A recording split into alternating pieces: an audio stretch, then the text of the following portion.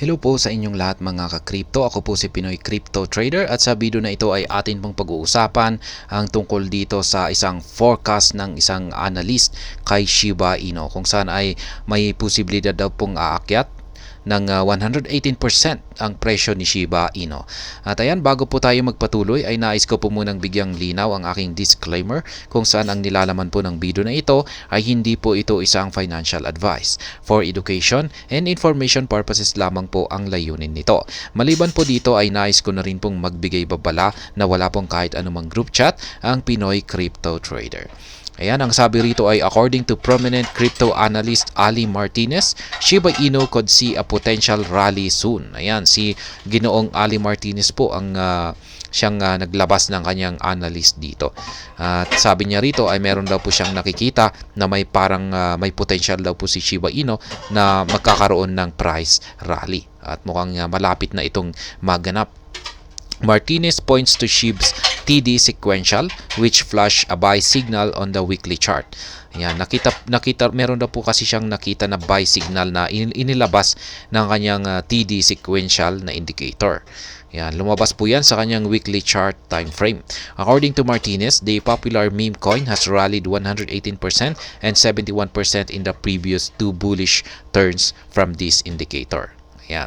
Gamit daw po yung indicator na ito ay nagpakita raw po ito ng ayan, nung nagpakita raw po ito yung kanyang tinatawag na TD sequential na indicator ay nitong mga nakalipas, mga previous bullish turns ay ayan, umangat nga yung market price ni Shiba Inu ng 118% at saka 71%.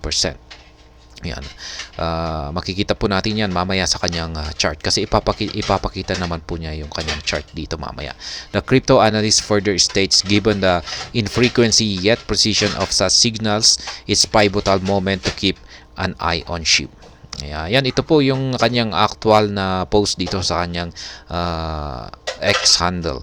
Shiba Inu, the TD sequential flash a buy signal on SHIB weekly chart. Notably, the previous two bullish turns from this indicator lead to price surges of 118% and 71% respectively. Ayan, ito po yung kanyang chart. Ayan. Ito po yung una. Yan, yung nakikita po natin dito na may arrow sign na nakaturo ng pataas ay ito po yung buy signal ng kanyang TD sequential indicator. Kaya kung pag nag-enter ka dyan ay ayan, umangat po siya at nagbigay po ng 117.80% na profit gain. Kaya ayan, mukhang maganda po yung kanyang ginagamit na indicator na ito. Yan, TD sequential, yung tawag TD sequential indicator. Kaya ayan, mukhang magandang gamitin. Ayan, bantayan lamang natin na lumabas yung buy signal ay agad po tayong magbubukas ng ating buy entry position dyan. At ayan, mukhang mataas naman po yung kanyang accuracy. Ito naman po yung pangalawa na kung saan ay lumabas yung buy signal ng kanyang indicator. Nagbigay naman po kung pag nakapagbukas naman po tayo ng buy entry position natin dito or nakabili tayo ng Shiba Inu tokens natin dito, kung pag tayo ay nag-trade sa spot market ay ayan, nagbigay po ito ng kita na 71.17%. Yan, basta nakapag take profit po tayo sa mataas na presyo. Yan, or kung pag na-timingan po natin yung tamang exit. Yan, makukuha po natin yung 71.17%. Ngayon lamang ay lumabas po yung buy signal. Yan. Dito. Ngayon lamang, kaya mukhang aakyat na naman. Yan, kasi may lumabas yung buy signal ng indicator ni Ginoong Ali Martinez. Kaya ayan, base dito ay mukhang aakyat ang market price ni Shiba Inu sa mga susunod na araw. If Shiba Inu were to rally 118% from current levels, it would reach a price point of, ayan, magbabawas po siya ng isang 0 digit. 4 na 0 digits at saka 160. Yan po ang kanyang posibleng aakyatin kung pag nagkaroon siya ng price rally. Ayan, deleting the 0 it gained in August. On the other hand, if SHIB were to rally 71%, it would attain a price of about, ayan, magdidelete pa rin siya ng isang zeros. 4 na 0, 1 to 5. Kung pag siya ay magkakaroon ng 71% na rally. Ayan. Basta nagkaroon siya ng rally ay magdidelete at magdidelete siya ng isang zeros. Mababawasan po ang kanyang zero. Yan ang isa. Can Shiba Inu sustain its rally? And SHIB's recent price surge has led to an increase in the number of people in profit.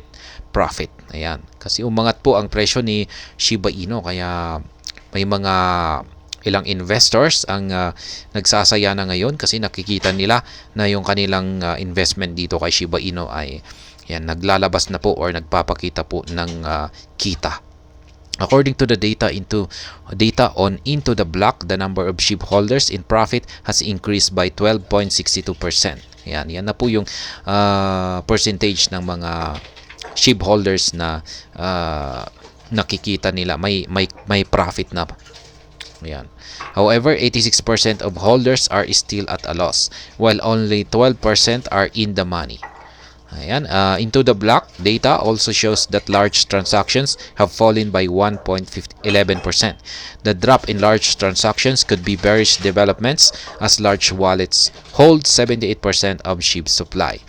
Nonetheless, the crypto market is enjoying renewed confidence fueled by the anticipation of a spot Bitcoin ETF. Yan yung approval ng spot Bitcoin ETF.